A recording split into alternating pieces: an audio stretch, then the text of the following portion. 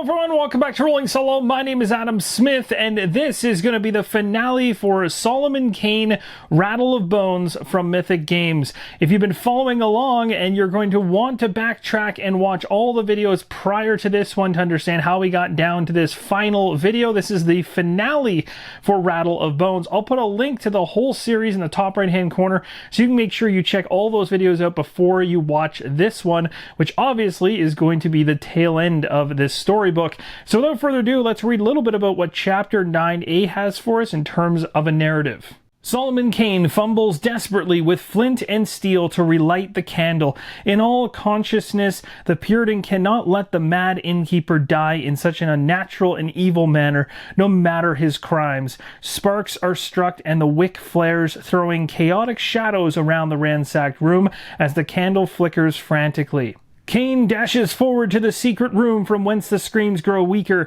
The innkeeper lies face down on the floor. On his back rides the shrieking skeleton of the sorcerer, its bones imbued with supernatural animation by a dread curse uttered even as its skull was cleaven by the man it now enacts vengeance upon. Its bony fingers dig into the host's neck, drawing blood as a short final squeal escapes his lips before he succumbs to the horror's vengeance. Kane leaps forward and strikes the brute off the host's body with his rapier. The skeleton clatters against the wall and lands in a dry, rattling heap, a length of chain still attached to its ankle by a rusty shackle. It rises and turns to face Kane, and the icy fires of hell blaze in its empty eye sockets. Well, it certainly sounds pretty intense, and we're going to move into the special rules now that state we get a +3 on strength and a +3 on compassion. So taking a look at our current stats, that's really good for us. That's going to get our compassion to the top of the chart for a +3 modifier. Strength, however, has already taken quite a few knocks. It'll go up 3, it'll be at +1. Not bad at all. I like how those things are shaping up. You can see here that Solomon Kane has the fight word right beside it. Animated skeleton has fight. It's considered a villain in terms of its level. It's got the hunter keyword, and we'll take a look at what that means in a second, and a health of 3. Hunters are fighters who are actively seeking combat with Solomon Kane. Darkness and nightmare cards describe when and how far hunters move. Hunters always move towards Solomon Kane by the shortest route possible, and after all the active hunters have completed their movement, they will make a single combined attack if possible. Choose the highest level hunter in Solomon Kane's surroundings to be the attacker. The objective state: if Solomon Kane survives, we get 1 purity. If the animated skeleton is killed, we get 1 purity, and we proceed to the outcome immediately. The outcome is, if the result is 2 purity at this point, proceed to 10C. If it's 1 purity, proceed to 10D. Taking a look at the bottom, this is the first time we're going to see fight cards. It tells us first off, though, to create a 12-card darkness deck. Then we're going to grab discovery card D231. We'll reveal it, check it out, and then we've got 2 fight cards that we'll talk about. This is the first time they've been introduced as part of the setup. Darkness deck has been set up. Let's take a look at the discovery card. The Sorcerer's Skeleton, the unnaturally animated bones of a Russian sorcerer. The skull is cleft and a shackle and length of chain hangs from its ankle. This is an ongoing effect. It states, during the darkness turn, draw and resolve 2 darkness cards instead of 1 darkness card. That's really bad. Never seen that happen, but as you can see, there's going to be surprises as you play through these storybooks.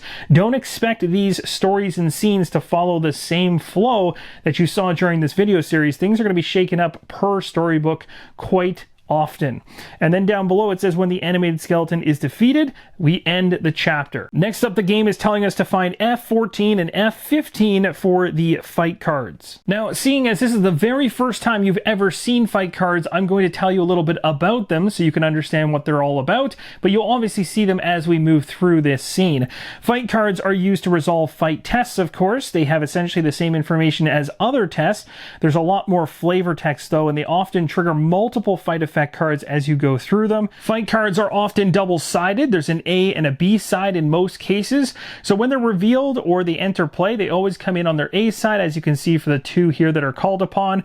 And whenever a fight card is used to resolve a fight test, if there's a flip icon on the card, then after the fight effects are resolved, the card must be flipped to its alternate side. So as you can see on the cards themselves, it's going to tell you basically how well you do on particular fight actions are going to determine what cards are then pulled, and that's going to pull you through the narrative even further, and that will obviously tie into the fight effect cards, which we haven't even touched to this point. So really looking forward to seeing how that opens up the narrative as well. You can see for these two cards, for the Skeleton and Solomon, that they both are going to remain in play, but you'll also notice that icon for flipping is here. So once we resolve one of these cards fully, then we're going to go ahead and flip that one card over to the opposite side after resolving its effects. Now, something else that's worth mentioning in this particular chapter is you'll notice, even though it's a scene, there's no Providence on the board for the first time.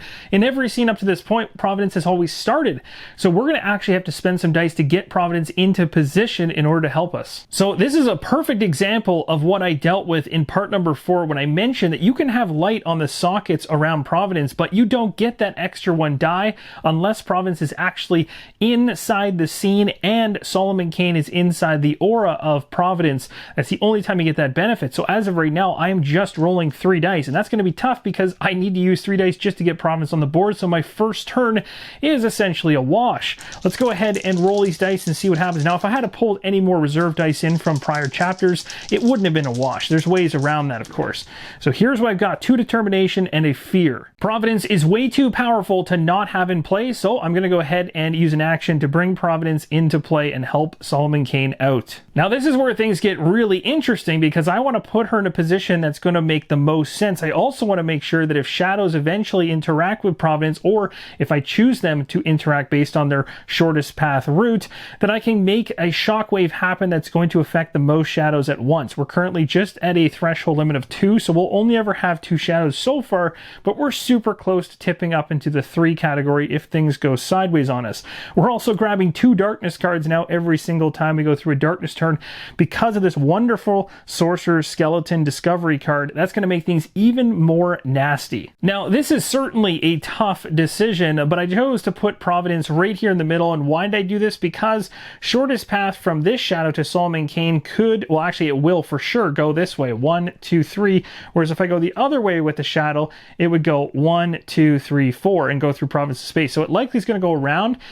So I may not be able to stop that shadow because depending on what the darkness cards come up, it might be a quick jump to Solomon Kane in an event card, which wouldn't be great, but it does put Providence in a position that if the shadow is just menacing Solomon Kane just 1 space shy, I might be able to use Providence to move in, do a shockwave, and hopefully this really far away shadow will get close enough I can take them both out at once. Now, saying all that, that's just what's going on in the unseen realm. I also have a skeleton that is beelining it towards me and wants to fight me, so keeping Providence around to help me with things in regards to fighting actions against it is also key. So it's this wonderful balance of dealing with the mortals and immortals. Now, taking a look at the cards that I have in hand to end Providence's turn, I have these 2. This one here allows me to do some talking or gaining of mercy cubes on the left. That's really good, especially those mercy cubes. The one on the right would let me bump up my strength if I wanted to, at the cost of bumping into a higher level of danger and additional shadows on the board, but it would get me up to a +2 modifier in strength. That could be also really tempting. I'll hold on to these for now. I don't think I'm going to discard anything in my left or right hand because I like this one. Lets me move up to 2 or shuffle these light sockets around. Now, again, I'm not going to probably be moving any of the light sockets. It'd probably be for just moving 2. And then over here, we've got the fight 4. That is huge. That would be a massive hit. Now, I drop down in strength when I do this, but still just having a fight 4 as a base would be a very strong attack. Remember, the health of the skeleton is 3. So if we do a big time attack, maybe we'll get more than just 1. So at this point, we're now going to move into the darkness turn. This should be a little bit scary. Let's go ahead and reveal the very first darkness card off the top of the deck.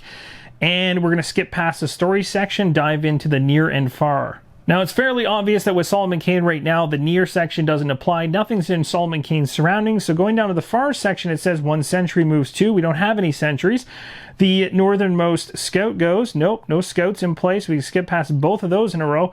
The furthest shadow moves 2 to threaten. That's actually a good thing. We're going to bring this furthest shadow closer to us. That's great, but it's not close enough. Right now, Providence only has an aura that will actually hit Solomon Kane 2 over and as far over as the animated skeleton, but not able to impact this shadow just yet. So if this thing was to cross into Providence's path, a shockwave would not affect it. So we want to try again to make sure that we get both if we get into a situation where we can use Providence to do the shockwave. Moving on down the list here, it says all hunters, and you'll remember the keyword hunter is applied to the this animated skeleton is going to move 2 and fight at a base level of 3. Now, the good news about this is moving 2 does not allow the animated skeleton to attack Solomon Kane, because just like talk tests, fight tests, you have to do in the same space or in a surrounding space around the character. So the animated skeleton can only fight things that are around him and not 2 spaces away, so that won't happen. We do have a spawn, but the spawn doesn't happen because we're at our threshold for shadows. We can skip past that, but we are drawing an additional darkness card to add to the madness. I really feel like these double darkness cards are going to be a big time problem as we go through this, but again, skipping the top section, the near section still doesn't apply for Solomon Kane, nobody around him. Continuing down the list, let's see what does apply. The closest shadow moves 2 to engage. So the shadow is moving along the shortest route, which means it cannot go through Providence's space. So at this time, with this shadow, I do not get the opportunity to choose whether the shadow goes in and whether Providence can potentially either hold back the shadow and keep it in its current spot and take a danger, or do the shockwave. I don't have that option this time because the shortest path to Solomon Kane was around this way. This other way through Providence would have actually costed 4 to get to Solomon. So next up on the list here says the furthest shadow moves 3 to threaten. So 1, 2, and well, this is it. And honestly, I think I want to actually have this thing. As much as I'd love to have the boost on fighting from Providence, I think I'm going to actually, because there'll be so many shadows close by, it might be worth triggering the shockwave, because down below here it states that the next one will trigger, or I should say spawn at Y. So that would be back here. We'd only have 1 on the board, and that wouldn't be all that bad. So the shadow will enter Providence's space. I'm going to have a shockwave trigger, which will wipe out everything in the unseen realm. Next up, it states that all hunters move 2 and fight with a base of 3. The hunter has moved into the space with Solomon Kane and is now going to go ahead and make a fight action of base value of 3. First, we take a look to see if there's any mortal enemies in Solomon Kane's surroundings that would give a +1 for each one to this test, but there isn't. And also, we look to see if there's any immortal enemies like shadows around, and there currently isn't. Those would give +1 to the test as well. So just a 3 going in, a draw of the event card now. With a 3 on the event card, the total is 6 coming from the skeleton. As you can see on the skeleton card here, it states when the skeleton fights. We take a look at the value that it got. It got the 6 to 9 range. It states, in an instant, despair filled the room, bringing darkness to mortal and divine hearts alike. So we got to grab 3 cards now. We got to grab E6, E13, and E23. So we have all 3 cards pulled. Let's start from the first one asked for. We'll resolve each one fully before moving to the next one. So E6 is the first one we start off with, and it states Twisted Wrist. 1 virtue discards their left or right hand action card. Now, I definitely want to go ahead and keep the one that's all about fighting in the far right hand corner, so I'm going to take my left hand card and we'll discard that one. Next up is E13. Fatigued. All virtues remove all dice from their reserve. Well, thankfully I wasn't carrying anything over, so we're good there. We can move that to the side. And the last one, E23, says a creeping darkness. Increase the shadow threshold. Oh, that's not good. Now, this is cool because this is going to be an increase to the threshold that, again, doesn't change my current spot on my danger track. It just increases the threshold in general for where I'm currently at. So just to confirm you understand, that marker is not going to move on the danger track at all. What is going to change from that card I just received is this threshold token that has a plus on it, and the icon matches the exact same icon on this board will go underneath for this section, and now this section has considered to be raised to 3. So now it doesn't matter whether I'm here in this section, 2 all the way to 7 has the exact same shadow threshold. So of all the things I had to deal with there, that was probably the worst. I didn't think that that was going to happen. Now, just before we move into Providence's next turn, we need to remember to go ahead and flip this card to its other side thanks to the icon down here after resolving this thing all the way fully. So we're going to go ahead and flip it over, and now we've got a completely different listing here in terms of how things can shake out. This is going to keep things fresh and keep you guessing as to what's going to be occurring in the future. As you guys know, unfortunately, Providence is not on the board at the moment. moment. I would love to get Providence out there right now because a fight action with Solomon Kane, oh, it'd be so good. Especially if I could use my 3 dice in that far right-hand slot, I get a fight 4. Now, that alone might be a reason not to put Providence in the board currently. The other thing that I forgot to do, which I just caught, is the fact I didn't spawn my last darkness card. Was supposed to spawn at Y, so I'm going to place a shadow there. Don't worry, you'll see this on the board in a few seconds. So there is still a shadow on the board, but it's really far away from Solomon Kane. It is 1, 2, 3, 4, 5, 6 spaces away, so I don't really have to worry about it just yet. So maybe it's worth it, based on this roll, to go after Guile and try and see if I can pull this off. Let's see if I get the dice I need. And again, I always have that flipper reroll to use if things don't pan out for me.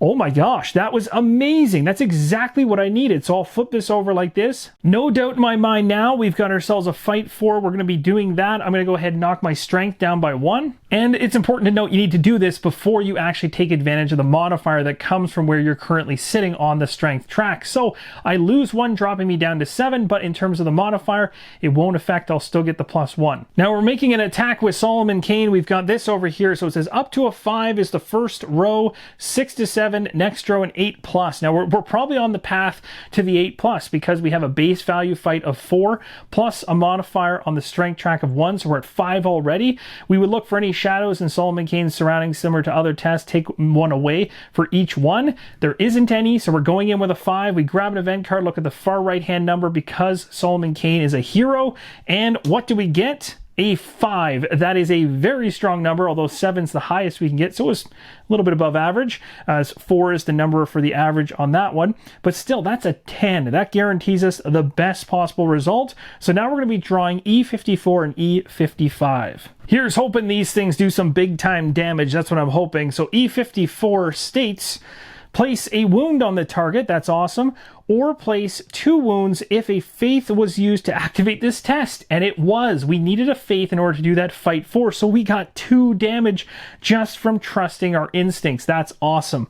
So that's a big hit. Could we possibly get a 1-shot kill here? That would be pretty incredible. The next one states, oh my gosh, we got it. We literally got a perfect headshot.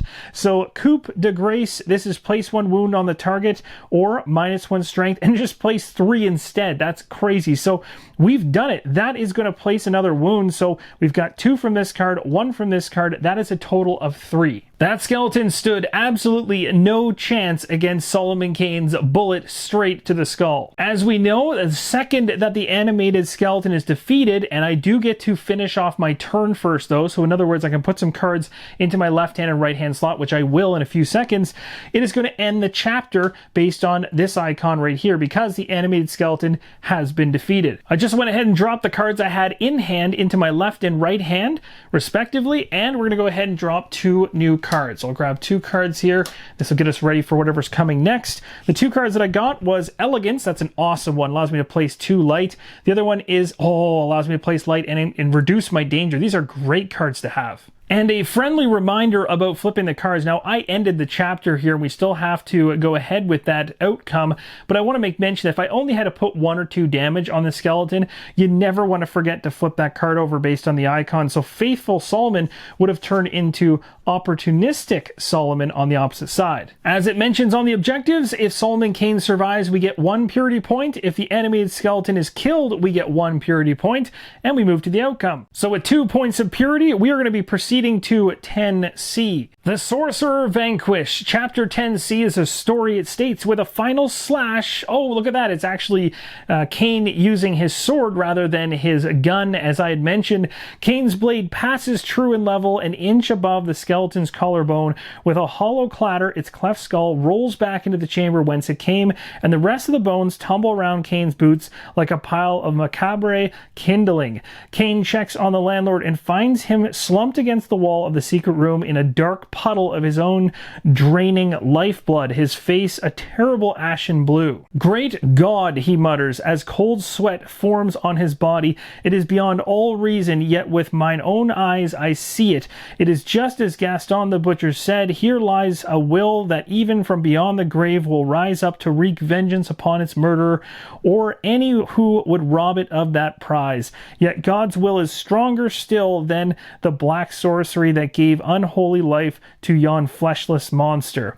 Picking up a sturdy femur, Kane retires to his now empty chamber and uses the bone to bar the door while he dreams the dream of the righteous. And as you can see below, what we did here in this storybook for Rattle of Bones was considered a major victory. Now, the one thing I will put an asterisk beside this playthrough around is the fact that during parts 1 through 3, I was using 4 dice even when Prudence wasn't on the board and in the aura of Solomon Kane, because this is all around Solomon Kane, so Solomon Kane has to have Prudence's aura around him in order to gain that die, plus of course those light sockets that correspond need to be filled with light. So the only thing I did incorrectly that was probably a little bit of a game changer and had ripple effects along this story was make those stories earlier on in the playthrough a little bit easier, as having more dice gives you more options, obviously, and you wouldn't suffer as many darkness effects, which would obviously be hitting your major stat track and dragging it down even further.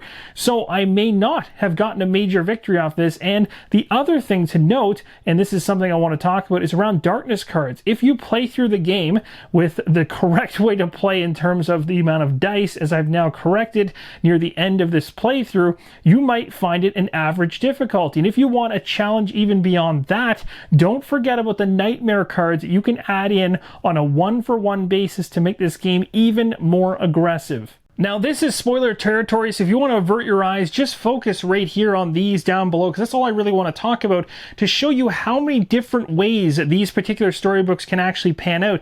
You can get major victories that still are considered major victories, but have a different ending based on how you played through. You can have minor victories, you can have major defeats, and if you flip this over to the other page, there's another major defeat over here, plus you've got the epilogue if you happen to actually be defeated again by the lost condition of having your strength, clarity, compassion drop off the track. Then you get a major defeat in one of these and you read the appropriate one to find out how it ends.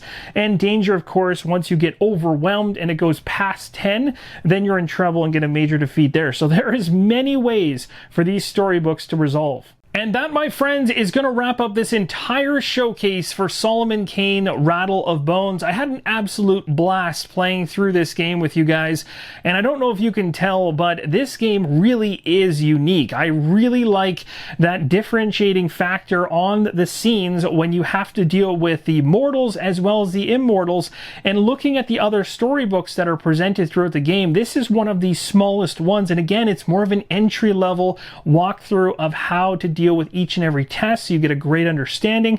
Going into those thicker books, the actual scenes get way more intense, way more stressful. There's so many more individuals out in the field you have to deal with that'll be affecting your tests. They will not be as clean cut as some of the ones you saw during this playthrough, and that gets me excited because it just tells me if I was already intrigued by what I've seen here in Rattle of Bones, I am really going to enjoy some of these more advanced scenarios and the twists and turns that come from them.